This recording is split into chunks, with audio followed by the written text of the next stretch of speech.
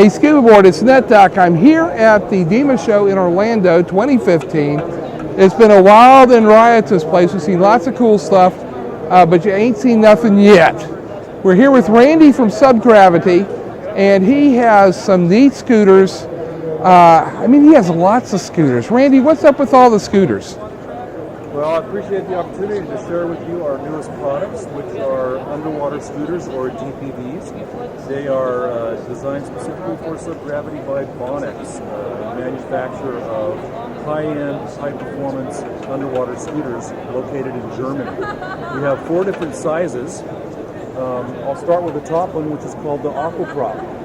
All of our scooters have lithium manganese batteries, so they're the latest battery technology, very high performance, lightweight, small package size batteries that are extremely stable for a lithium battery. The smallest of our bunch is called the Aquaprop. It has a 200-minute runtime, wow, which is just phenomenal. The scooter only weighs 15 pounds, if you can believe that. Wow. So it absolutely packs a lot of punch in a small little package. This particular scooter is designed for the recreational market. So even though it will pull a cave diver with stages on, it's really designed for a recreational diver, single tank type diver. The other lines, or the other models in our line, are built with carbon fiber shells interlaced with Kevlar. These tubes are extremely durable, actually more durable than our aluminum counterparts. We have shrouds that are specifically designed for each of these units, and they have a prop that's individually designed for each individual unit. Give maximum thrust and longevity, I imagine.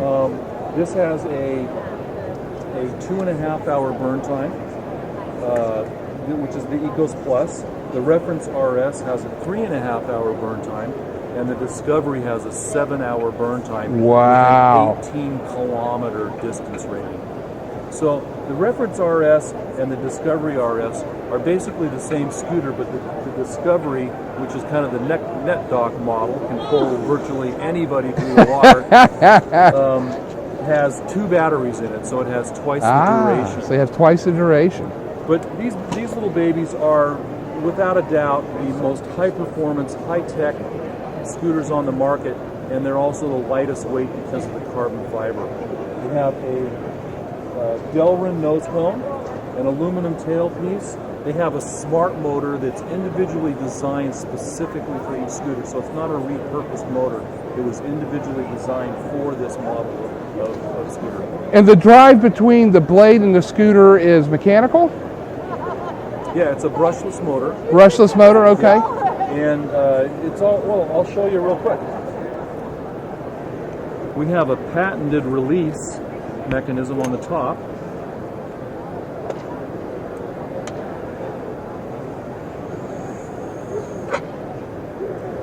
You've got your battery. Wow, that just slips right off. Isn't that cool? Everything's serviceable. Everything is sealed. The battery is sealed. The motor is sealed. Very easy to work on. Most of the stuff you can actually field service by the user themselves if there happens to be a problem. That's really cool. So for the scuba divers got to keep moving, this has got to be the happening thing for them to have. Absolutely. It's faster, lighter, cool, and more high performance than anything else on the market. Very cool. Well, thanks for sharing that. We're going to be back with them in just a moment because we're going to look at some more cool gear here at Subgravity. Hey, Scuba Board, it's NetDoc. I'm still here in the Subgravity booth with Randy, and they're awesome looking rebreather. Doesn't it make you want to salivate? I mean, that's just a cool looking rebreather. Randy, tell us about the Defender. Well, the Defender is kind of the next evolution in the Subgravity line of rebreathers. You may be familiar with the Hammerhead rebreather line, which was our predecessor to the Defender. We have taken all of the same desirable features from our previous model and upgraded them with new electronics.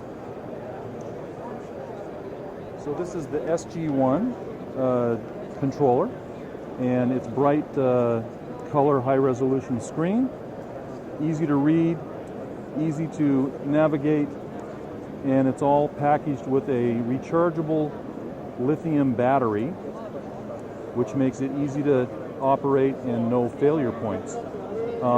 So brand new electronics.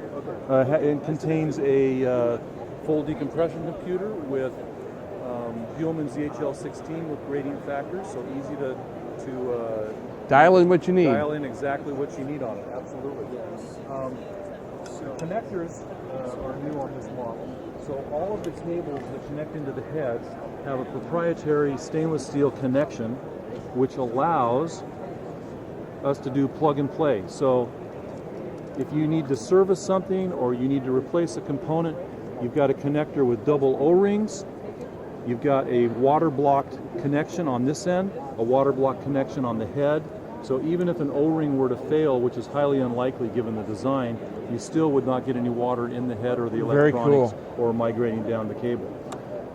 The secondary handset can be used with whichever model of third-party monitoring you want, so a Shearwater Petrol or a T1 or a Heinrichs Wellcamp or whatever you want to use. Anything that's got the cable. Absolutely. All of the connections are with quick lock, so easy to check mushroom valves, easy to clean. So every hose connection is easy to snap on and snap off, very secure, easy to clean. Our new HUD is very bright, uses a blue and a red light, which make it extremely easy to see underwater. And you'll notice that there's LEDs on both sides so that both the buddy team, the rest of the team, as well as the diver can monitor what's going on. Of course, we have our radial scrubber. He's running over here to grab the scrubber. Here. Our radial scrubber, which gives a very high performance, good work of breathing. We have 4 different scrubber sizes, ranging from a 3-hour scrubber up to a 7-hour scrubber. The largest is a 9-pound scrubber, but the work of breathing is equally good in all of them. So that 7-hour scrubber goes with the 7-hour scooter. Exactly. This is the NetDock model.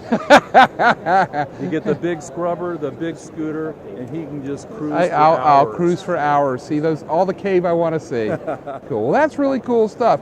We're going to check out one more rebreather with him in just a moment. Scuba board, it's NetDock again. I'm still here at the Subgravity booth. They've got so much to see. I haven't seen it all yet, but here we have the second rebreather called the XCCR. That doesn't mean that your ex-wife gets it, okay? That's not what it means for. It's for extended range, I believe. Am I right? Absolutely. Cool. So tell us about what makes the XCCR exceptional. Well, the thing that's the coolest about the XCCR is we've basically taken all of the features that we found desirable in all of the competition and integrated them into one high-performance rebreather. So it only weighs 2 pounds. It only weighs 2 pounds. In fact, it doesn't weigh anything at all. You have to keep your hand on it. So it doesn't float away. I love it. No, the cool thing about this is it's got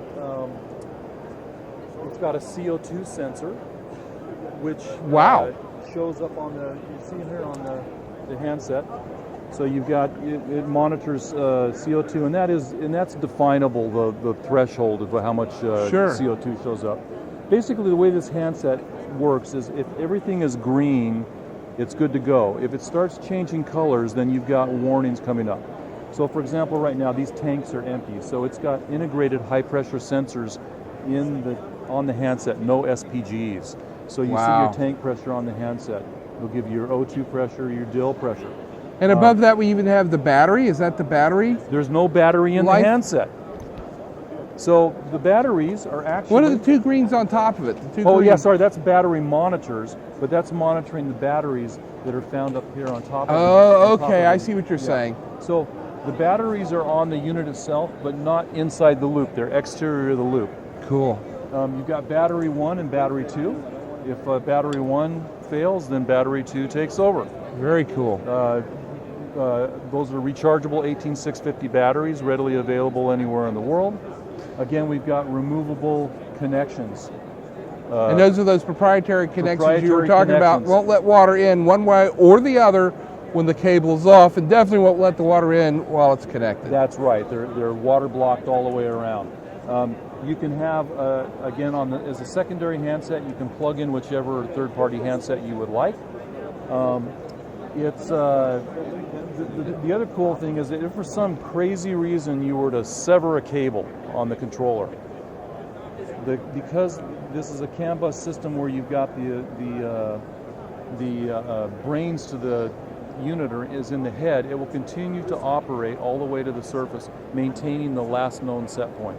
So if you were diving it at 1.2 or 1.3, you severed a cable, you swim to the surface, it's going to maintain the set point for you as you come up. It's a safety feature. You're going to be safe all the way up. I like Absolutely. that. Again, I like that. as with all of the other products we have, you've got quick lock disconnects, easy to clean, easy to check mushroom valves, comes standard with a Shrimp BOV, single-handed operation to bail Very out. Cool.